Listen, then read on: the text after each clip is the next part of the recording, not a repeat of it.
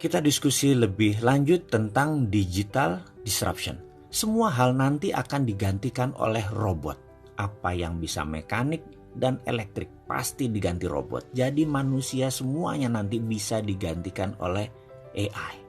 Artificial Intelligence. Disrupsi digital ini akan banyak menelan bisnis bergaya tradisional. Bayangkan gerakan digital disrupsi ini seperti gerakan vortex, yaitu gerakan baling-baling pesawat. Baling-baling itu kalau muter makin kencang dan makin banyak dayanya, makin melumat putarannya ke dalam. Ini gambaran industri. Mana yang makin ke tengah, mana yang makin mendekat dengan titik lumatan, makin hancur-hancuran bisnis itu. Pertama yaitu Google dan Facebook. Mereka adalah industri yang paling cepat mendisrupsi sekaligus paling cepat terdisrupsi.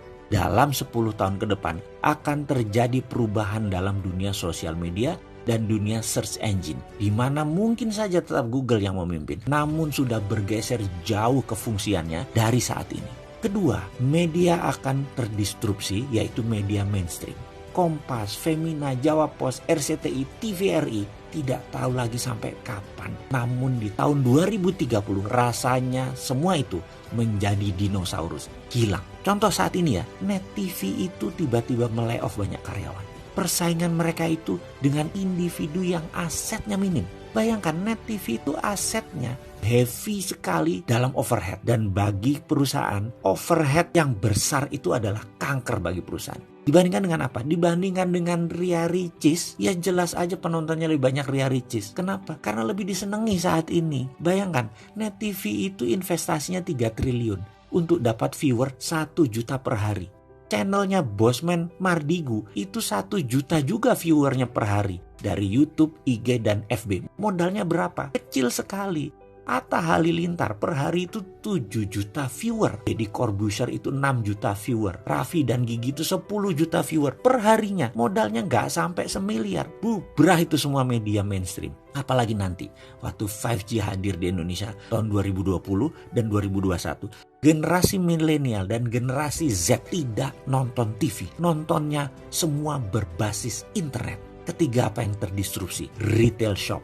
Ramayana, Matahari, departemen store serba ada akan musnah menjadi marketplace digital jualannya. Menjadi personal bisnis itu dan menjadi direct bisnis itu. Produsen langsung ke konsumen dan konsumen langsung request ke produsen. Nggak ada lagi orang tengah, nggak ada lagi pajangan, nggak ada lagi retail shop. Keempat adalah hadirnya fintech, financial technology. Barusan kita cerita kalau banyak bank akan atau sudah mengurangi kantor cabangnya. Ini akan merubah dunia perbankan, baik dari jumlah cabang, jumlah karyawan, hingga jumlah ATM. Di tahun 2030 bahkan, dibandingkan dengan saat ini, akan tinggal 20% jumlah karyawan bank, cabang bank, dan mesin ATM. Karena semua sudah menjadi mobile. Kelima, selanjutnya, apa yang terdisrupsi? Telekomunikasi. WA itu akan melibas semuanya. Telkom akan berubah landscape-nya. Kenapa? Karena mendadak komunikasi menjadi semuanya gratis. 5G nanti bisa gratis. Dan kalau Telkom mengadopsinya telat, baru 2045, Singapura sudah mengadopsinya sekarang, maka di tahun 2021, telepon kita bisa 3. Salah satu teleponnya adalah Singtel. Karena kita nggak bisa tahan lagi, udah pakai satelit.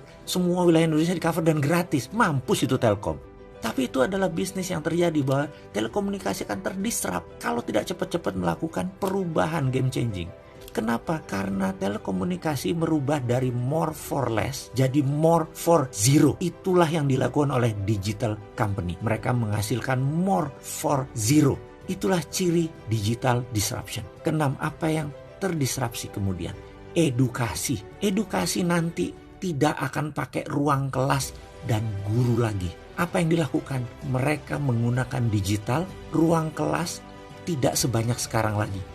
Kampus dan sekolahan itu tinggal separuh kebutuhan ruang kelasnya karena semua digital. Guru dan dosen tinggal separuh dibandingkan saat ini. Karena itu akan terjadi disrupsi gila-gilaan di bidang edukasi.